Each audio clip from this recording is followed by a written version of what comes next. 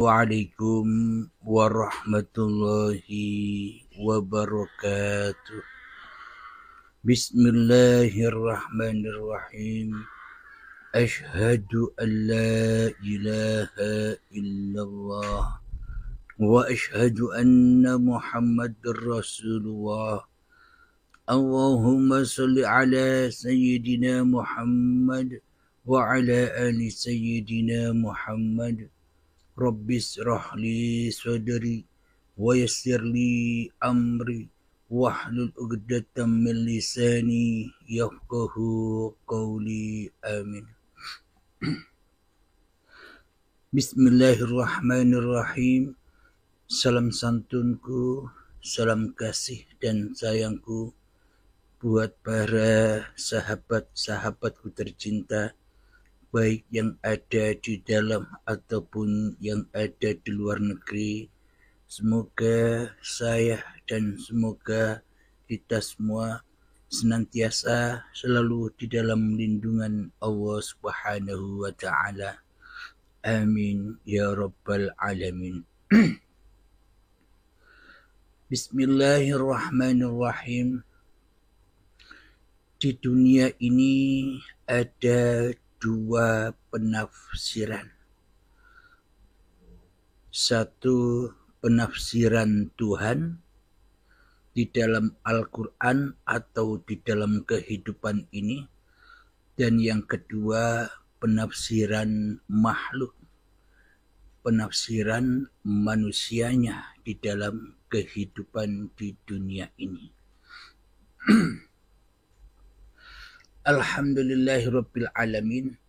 Ada bertuhan versi Sang Pencipta, ada bertuhan versi yang dicipta.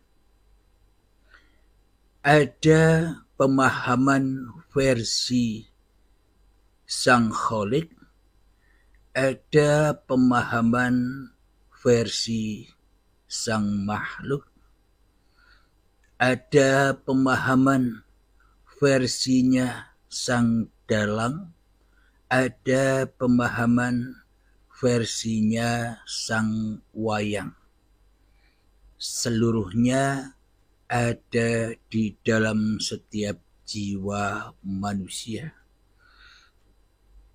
Di dalam setiap jiwa manusia itu adalah alam semesta.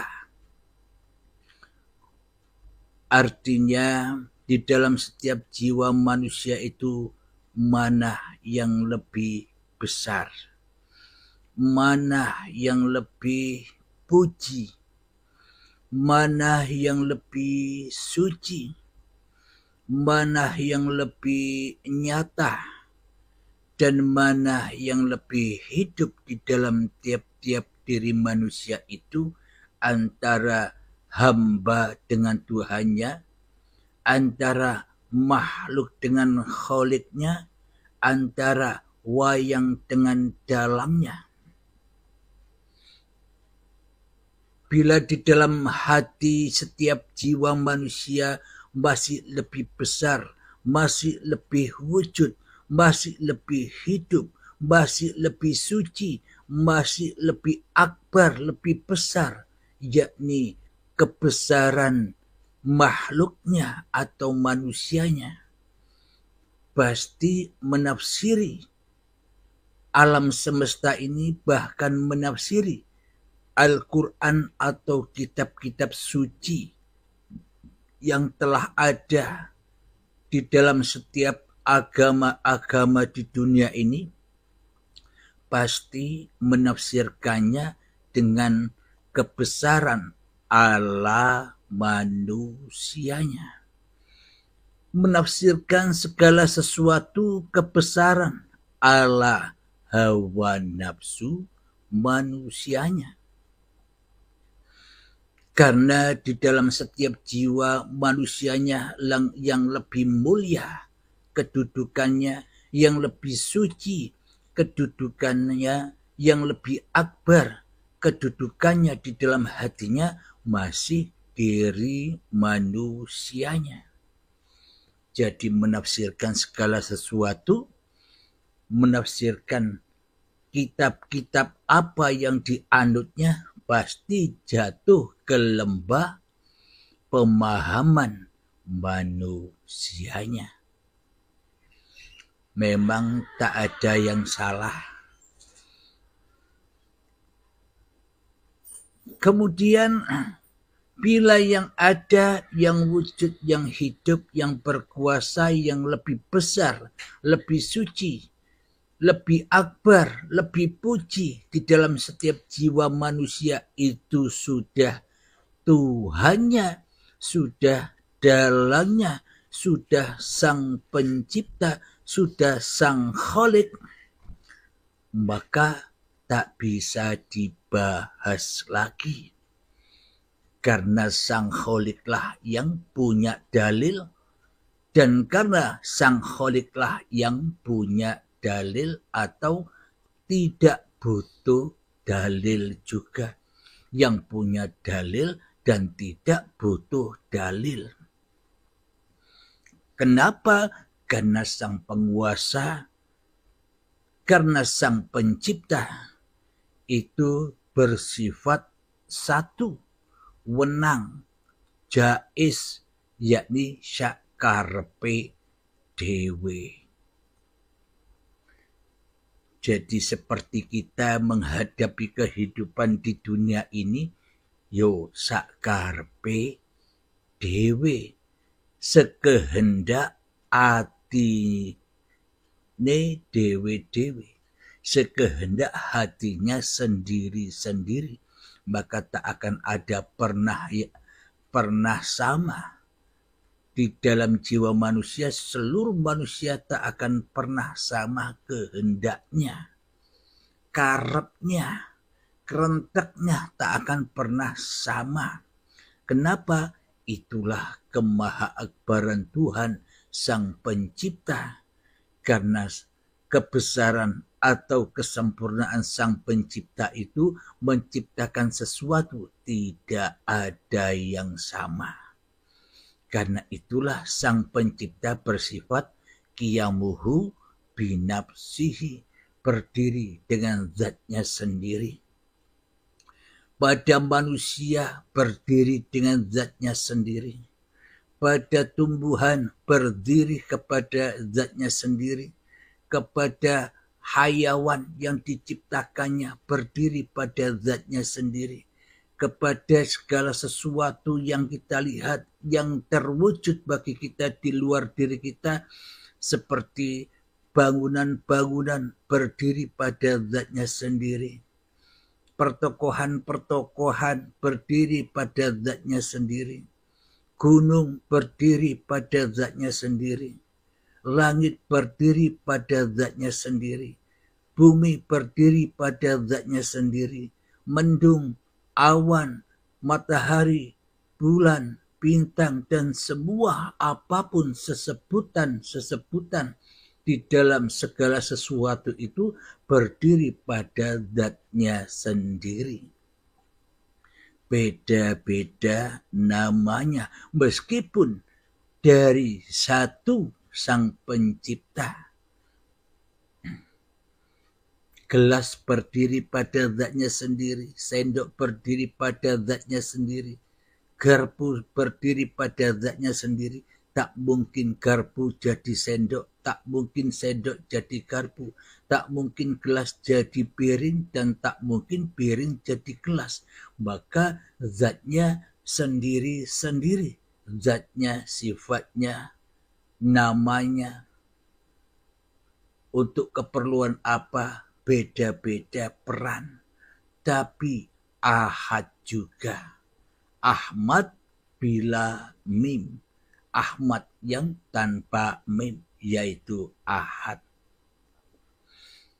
Inilah yang dimaksud ada penafsiran-penafsiran yang sejati, ada pula penafsiran-penafsiran yang tidak sejati. Lalu, apakah penafsiran yang tidak sejati itu? Penafsiran yang tidak sejati itu adalah penafsiran yang tidak sejati. Penafsiran yang tidak sejati itu adalah penafsiran yang tidak sejati. Lalu, apakah penafsiran yang tidak sejati itu? Penafsiran yang tidak sejati itu adalah penafsiran yang tidak sejati. Lalu, apakah penafsiran yang tidak sejati itu? Penafsiran yang tidak sejati itu adalah penafsiran yang tidak sejati. Penafsiran yang tidak sejati, yakni ya seperti saya dan seperti kita semua, bahkan seluruh umat manusia selama ini berpegang teguh dengan penafsiran-penafsiran yang tidak sejati, alias dusta, alias bohong, alias penafsiran yang tidak nyata. Apa misalkan? Jadi penafsiran diri manusia kita, terkhususnya diri saya selama ini, seolah-olah memandang, melihat segala sesuatu itu berdiri pada zatnya sendiri. Maknanya berdirinya zat pada gelas, berdirinya zat pada piring, pada garpu, pada sendok, pada kopi, pada rokok, dan berdirinya segala sesuatu yang kita pandang seolah-olah itu wujud sendiri-sendiri. Itulah penafsiran yang non sejati, tidak sejati. Kenapa? Karena manusia di dalam hatinya lebih akbar daripada keakbaran pencipta manusia. Manusia lebih menjadi Tuhan di dalam jiwanya daripada dituhani Tuhan yang menciptakan dirinya. Itulah yang dimaksud penafsiran yang non sejati, penafsiran yang hanya kamuflase, fata morgana, angan-angan, dan bayangan saja. Seolah-olah menyaksikan segala sesuatu wujud-wujud yang banyak, yang ada biliunan nama yang ada di dunia ini, seolah-olah berdiri sendiri-sendiri. Kenapa? Karena seolah-olah berdiri sendiri-sendiri sama seperti berdirinya dirinya sendiri, yakni seolah-olah sama dengan berdirinya Abdul Halim ini, berdiri sendiri.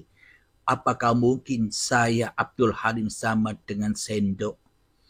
Apakah bisa disamakan Abdul Halim ini dengan gelas? Apakah bisa disamakan Abdul Halim ini dengan gunung? Apakah mungkin bisa disamakan Abdul Halim ini dengan sosok langit yang dilihat di luar diri kita? Apakah mungkin Abdul Halim ini sama sosoknya dengan sawah, jalan, mobil, motor, dan sebagainya? Pasti di dalam hatinya Abdul Halim ini seolah-olah itu sosok-sosok yang berdiri sendiri, tidak menyatu dengan hati Abdul Halimnya, seolah-olah berpisah-pisah. Kenapa? Karena saya Abdul Halim merasa di dalam hatinya berdiri sendiri. Wujud-wujud yang di luar diri, tontonan atau bioskop yang kita pandang di luar diri pun seolah-olah jalan-jalan sendiri, wujud-wujud sendiri. Lalu apa bedanya imannya, akidahnya, takwanya Abdul Halim ini selama ini dengan orang-orang yang tidak bertuhan? Bila di dalam hati Abdul Halim ini yang ada hanyalah Abdul Halimnya daripada selain Abdul Halimnya. Berarti bila yang ada, bila yang wujud, bila yang hidup di dalam hati Abdul Halim ini hanyalah Abdul Halimnya, maka seolah-olah terpisah dengan hidup-hidup yang ada di luar diri Abdul Halimnya. Jadi meskipun kenyataannya gelas, piring, garpu, kenyataan langit, bumi, tumbuhan yang ada di luar diri kita itu seolah-olah mati, namun sesungguhnya apapun segala sesuatu, namun sesungguhnya sesebutan biliunan nama yang ada di dunia ini, semuanya itu tidak mati. garpu sendok tidak mati, piring gelas tidak mati, jalan, lautan, dan semua yang kita pandang dan yang kita beri nama-nama satu persatu itu sesungguhnya semuanya hidup, tidak mati. Dan semuanya itu sebenarnya satu dengan yang ada di dalam diri kita ini. Ahad dengan Abdul Halimnya. Bila Abdul Halimnya sudah bertuhan, maknanya bila Abdul Halimnya sudah kembali kepada ketiadaan, kepada keadaan, kepada kenyataan, kepada kebesaran Tuhannya. Bila Abdul Halimnya tak ada, maka nyatalah kehidupan apa-apa yang ada di alam semesta ini, termasuk gelas, sendok, garpu, jalan, gunung, langit, bumi, matahari, bulan, semuanya itu hidup di dalam liputan, di dalam kebesaran, di dalam kekuasaan Tuhan yang telah menciptakan segala sesuatu. Bila Abdul Halimnya tidak ada lagi, bila Abdul Halimnya telah lebur fana di dalam kehidupan, di dalam uripe Allah, maka itulah yang disebut Ahmad bila mim. Ahmad yang tanpa mim. Abdul Halim bila mim, maknanya Abdul Halimnya mati, lalu yang bangkit, yang hidup adalah Ahad. Ketika kehidupan kewujudan Abdul Halimnya atau kehidupan kewujudan kita semua manusia, sahabat-sahabat yang sudah ikut bimbingan baiat sudah tak ada lagi di dalam hatinya, maka itulah yang dimaksud Ahmad bila mim. Ketika manusianya menemui ajalnya, ketika manusianya menemui kiamatnya, ketika manusianya ketemu dengan kefanaannya, kehancurannya, maka akan nyatalah, maka akan bangkitlah kesadaran di dalam jiwanya tentang Ahad. Bagi orang-orang khusus atau sahabat-sahabat yang sudah berbaiat, maka nyatalah Ahad itu. Jadi sebenarnya tak terpisah antara yang dalam dan yang di luar.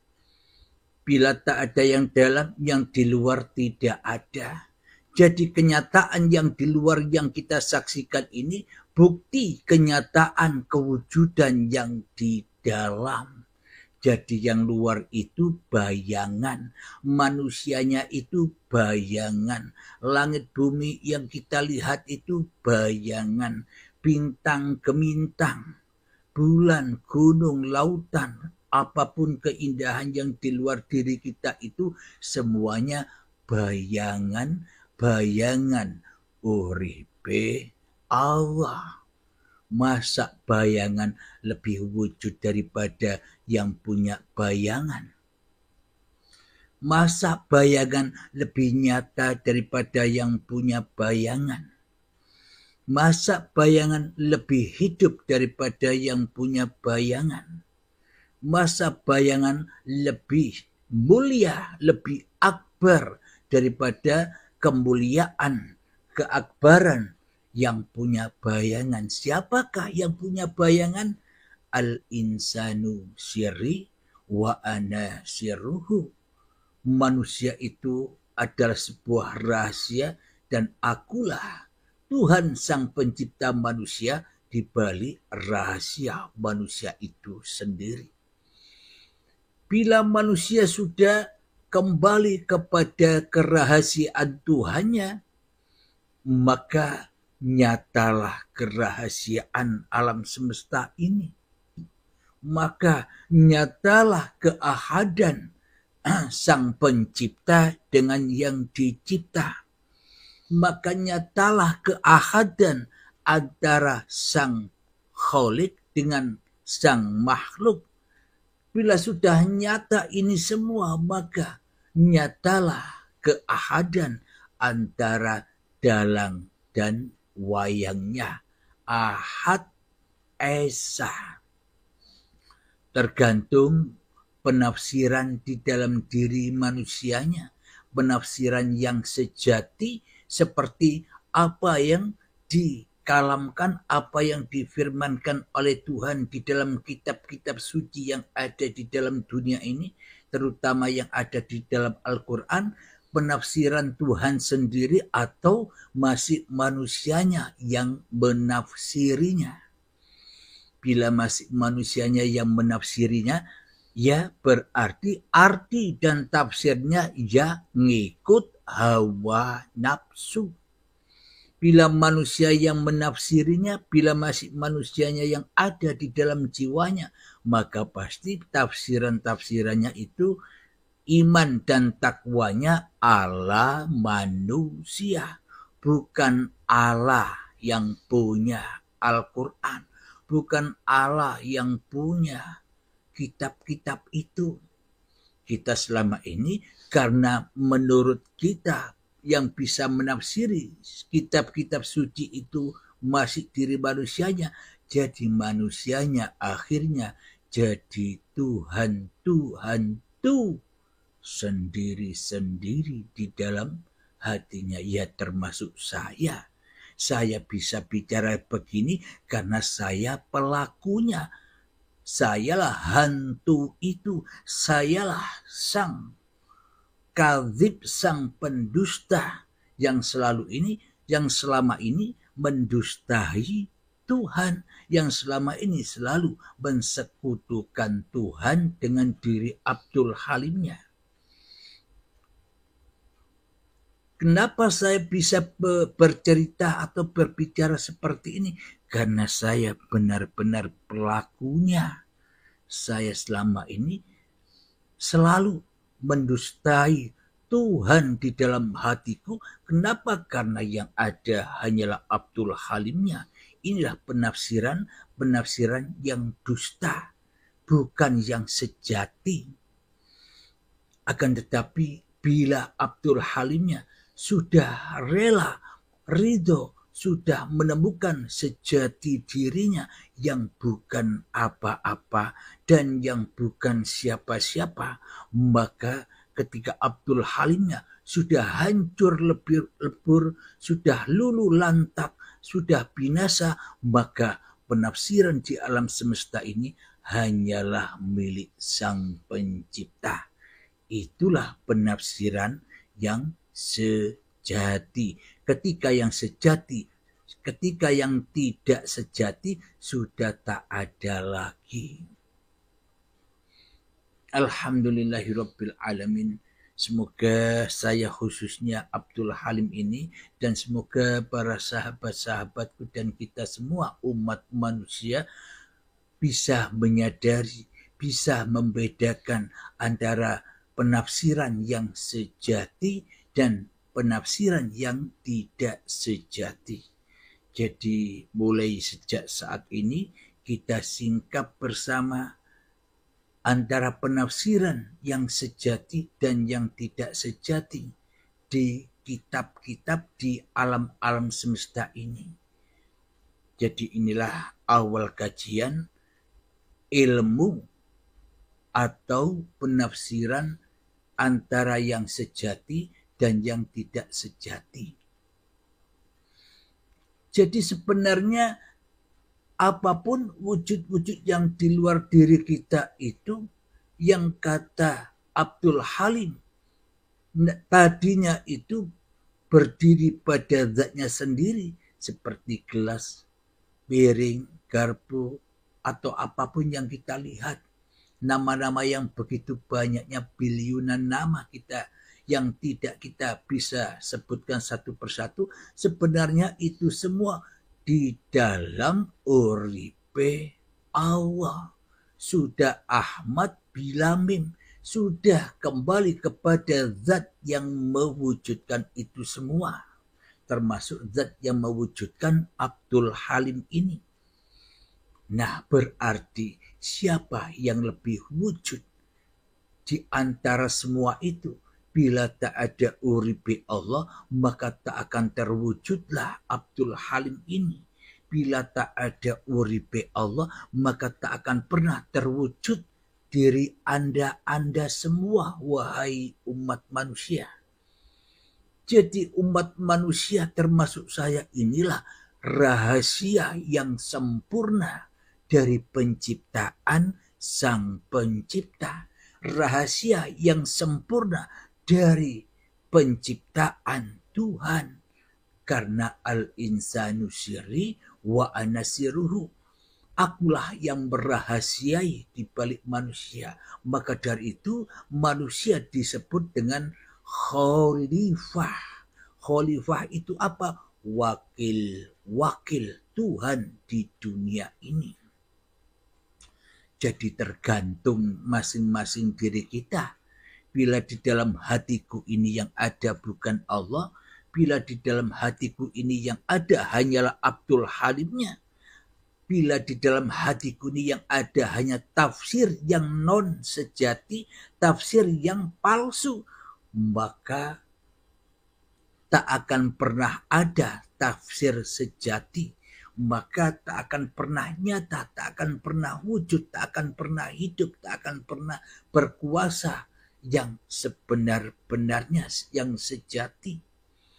Bila kita hanya berkaca kepada makhluk, maka yang dipandang, yang dilihat ya makhluk. Akan tetapi bila kita berkaca, bila kita sudah kembali kepada Sang Khalik, maka kacanya sudah kaca Sang Khalik. Maka apapun wujud-wujud yang ada, wujud-wujud yang nyata, itulah kenyataan Sang Khalik. Jadi tergantung kaca benggala atau cermin yang ada di setiap jiwa-jiwa manusia. Jiwanya sudah kembali, apakah jiwanya masih gentayangan di nama-nama manusianya. Nama, sesebutan nama itu sudah kembali kepada siapa yang menciptakan nama itu, ataukah nama-nama itu masih gentayangan di wujud-wujud yang kita saksikan itu. Bila sebuah wujud yang ada di luar diri itu, di luar diri kita itu masih gentayangan gelas, itu masih kita pandang dengan gelas. Piring itu masih kita pandang dengan piring. Langit yang di luar itu masih kita pandang dengan langit. Bumi yang kita injak ini masih kita pandang dengan bumi, dengan nama-namanya sendiri-sendiri. Maka tak akan pernah ahad semuanya itu. Karena kita masih bercermin, memakai cermin atau memakai tafsiran yang tidak sejati. Seolah-olah itu semua wujud, padahal sesungguhnya semuanya wujud-wujud yang ada itu tidak wujud. Karena sesungguhnya wujud-wujud yang ada itu karena diwujudkan yang wujud. Sama seperti diri kita. Keberadaan, kewujudan, kehidupan diri kita karena diadakan, diwujudkan, dihidupkan oleh uripe Allah. Maka nyatalah diri kita. Jadi inilah yang dimaksud penafsiran yang sejati. Bila yang mengartikan yang sejati dan penafsiran yang tidak sejati, bila manusianya yang jadi Tuhan di dalam tiap-tiap diri manusianya. Semoga awal pembuka penafsiran sejati dan penafsiran yang tidak sejati ini bisa kita pahami bersama. Terutama diri saya sendiri yang sudah mengalami itu semua. Yang sudah lama berpuluh-puluh tahun berdiri di dalam penafsiran yang tidak sejati, yang sudah lama berpuluh-puluh tahun merasa Abdul Halim ini jadi Tuhan sendiri selama ini. Alhamdulillahirabbil alamin. Semoga Allah, Sang Pencipta seluruh manusia, selalu mengarahkan kita ke jalannya, menunjukkan kita ke jalannya, sehingga kita mudah kembali kepada Allah, sehingga kita tak penat lagi untuk berperang-perangan, tak penat lagi untuk berhening-hening yang memayah-mayahkan. Perang-perang terus, kalah terus, hening-hening terus, menghayal terus.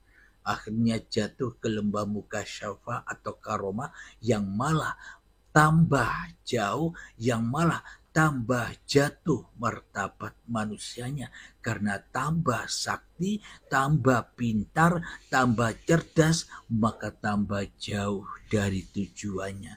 Seolah-olah memang tambah dekat, tapi hakikatnya tambah besar kemanusiaannya, tambah sombong kemanusiaannya, tambah terpuruk kemanusiaannya. Semoga kita semua selalu diberikan petunjuk-petunjuk dari Allah Subhanahu wa taala. Amin ya rabbal alamin. Akhiru kalam. Assalamualaikum warahmatullahi wabarakatuh.